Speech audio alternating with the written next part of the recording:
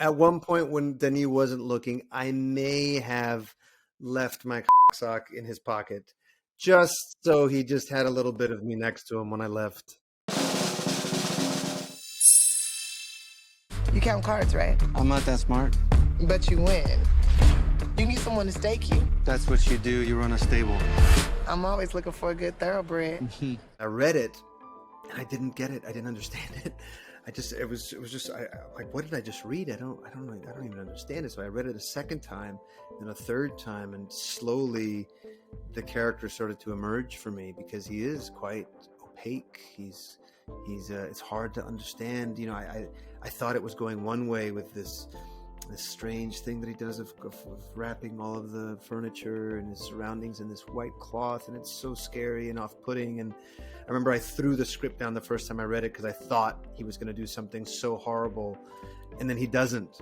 It was just a real visceral experience.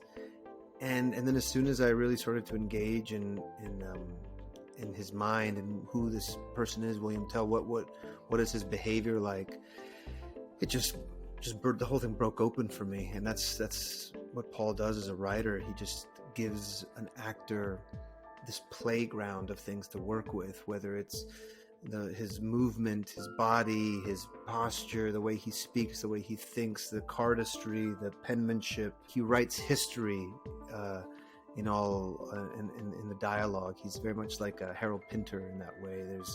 There's so much depth in between the lines. He writes the subconscious at work. And so for me, it had been a while since I'd gotten to really delve into a character like that, and it just gave me so much energy to be able to do that.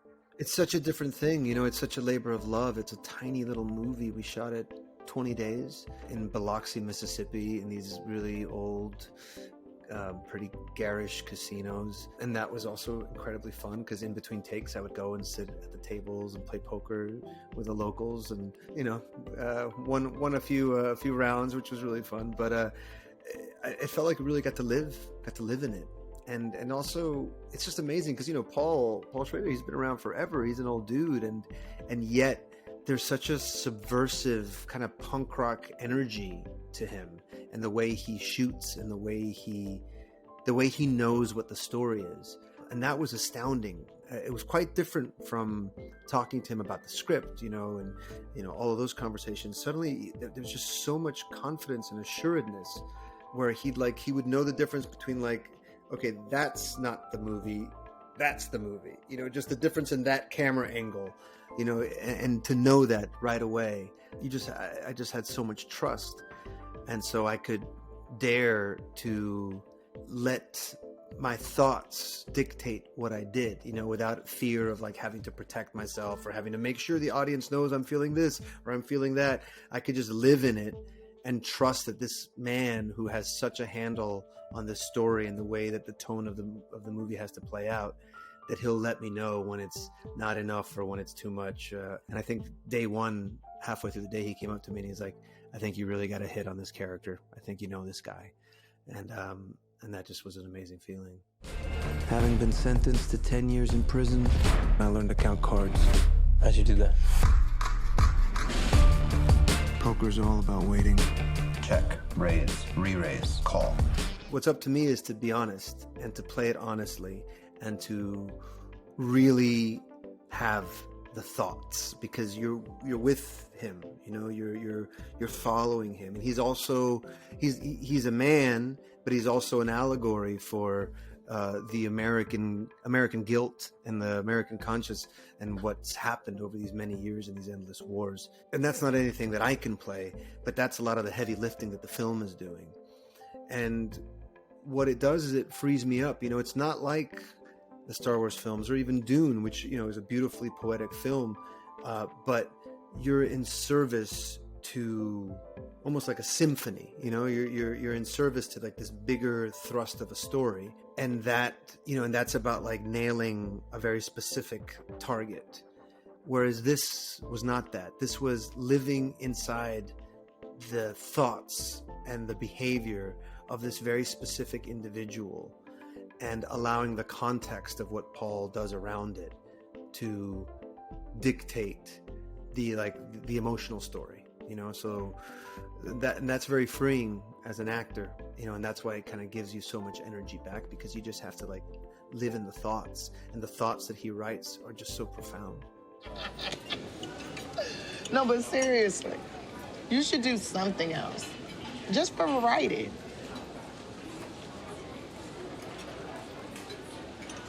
I like playing cards. I actually did enlist in the Marines. I had taken the first oath, and I had gone to this hotel where they do like these first tests that they do, like the medical examinations and these physicals. And then at the last moment, stuff came around. My band got a gig, and then it didn't happen. So yeah, I think there is always something. There's a little part of me that just wonders, wow, what kind of life would that have been? Just the trajectory. At the time, I wanted to go in for combat photography, so I still had this kind of like artistic, bent for it. And I remember they had given me a pamphlet of all like the famous artists that had been Marines, like Brian Dennehy and these different people. So like they were speaking specifically to people that were interested in that. So yeah, there's certainly a part of me that's curious about that and can relate to that idea. My mind can work in that kind of military way often. Yeah, like a particular kind of shutting off of elements of myself to like focus on the mission, and then the being someone that grew up in a very religious household, the idea of guilt and the role that guilt plays. And so those two things kind of coming together. And this was the other really interesting thing, right? You show a character that's very closed off, but you're with him so much, and you're hearing his voice, and you're hearing his voiceover, so you can't help, just by the very nature of the construct, to get closer to this character. And you're with him, and you've decided this is my protagonist, and you have a sense that he's done something wrong.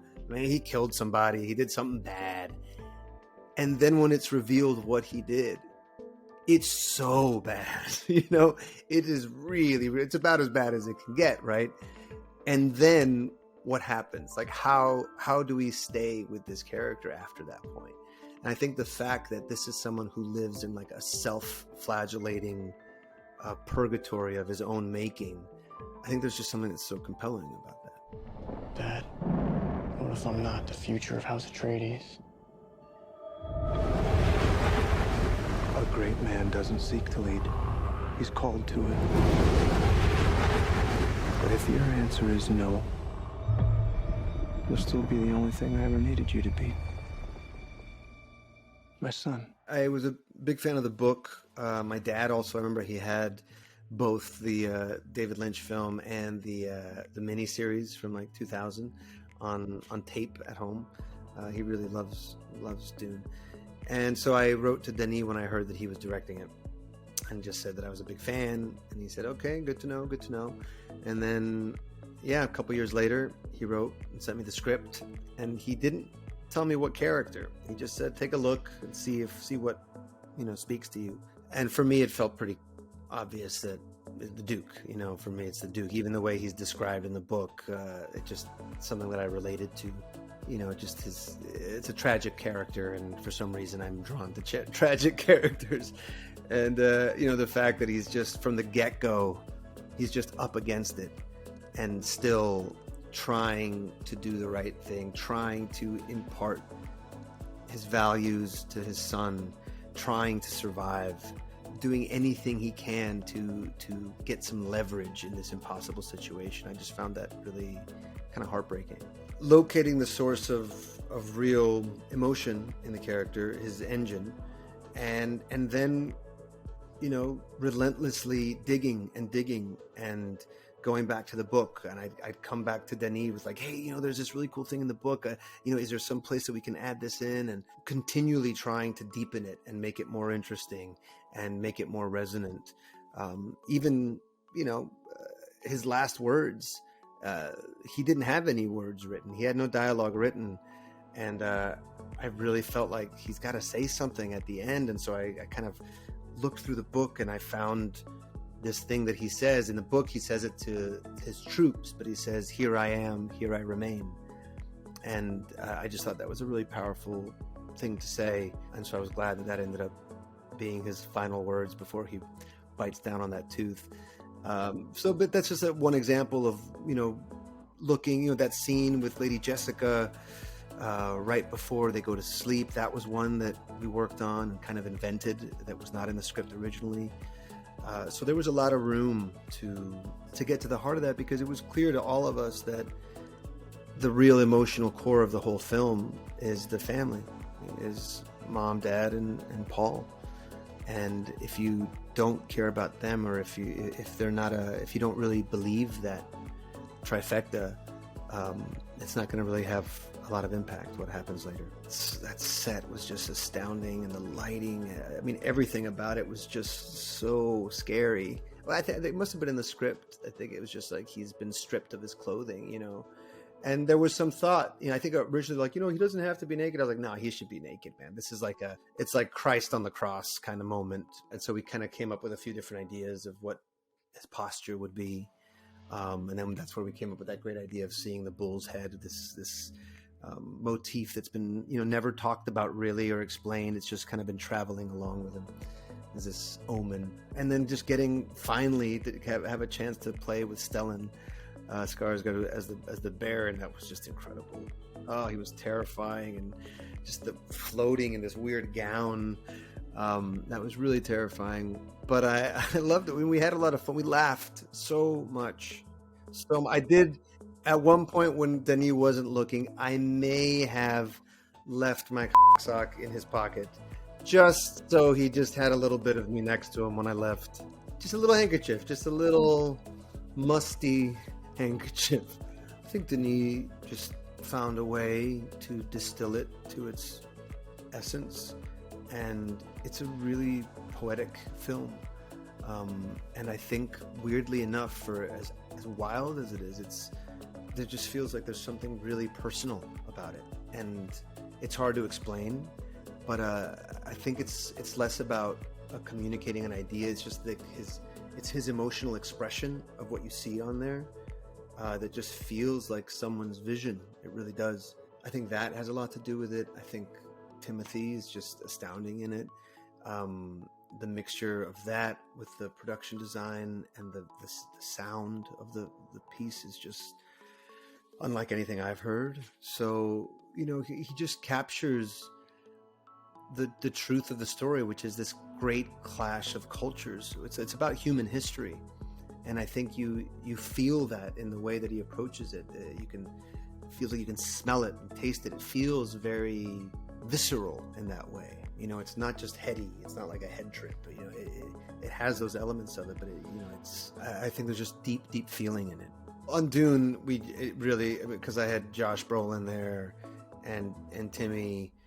I mean, between, you know, the four of us, and then you throw Momoa into the mix, it's just a madhouse. I mean, it was just, we really, really laughed way too much. And so we just had the best time. We'd play guitars, you know, and we would just constantly be making bad jokes. And it really felt like, you know, family in a great way. And then on Card Counter, I kind of made that. There wasn't a ton of time. It was only a 20-day shoot. But definitely when Tiffany Haddish was on set, we would have some good times. But on that one, you know, I think it required me to kind of stay in that zone while we were shooting. Tim Nolan, he's my hair guy, and we come up with these characters together in a great way. So he really helped me with the Dune beard in particular too. We looked at a lot of Greek statues. We looked at a lot of these, you know, older kind of squared off beards. So we kind of put a bunch of looks together and kind of tried to sculpt it so it just felt really, really powerful. And then with Scenes from a Marriage, just wanted them to be scruffier, a rounder look. So we didn't square it off at all or you know, attempted to shave it. It just was kind of like a scruffy round beard, like he hadn't really paid attention to it much. And then that trimmed a little bit as he starts focusing on his looks a little bit more and maybe trying to date, you know. But a lot of thought does go into it. I'd be lying if I said I didn't want the work I do to have some sort of cultural impact. And the more it's talked about, the more people watch it, the more people think about it. It's a rewarding thing because so much thought goes into it from across the board, you know, everybody. and these two things in particular, you know, there were a lot of love and passion and point of view was brought to them. So it means a whole hell of a lot to me to be able to continue the conversation about it.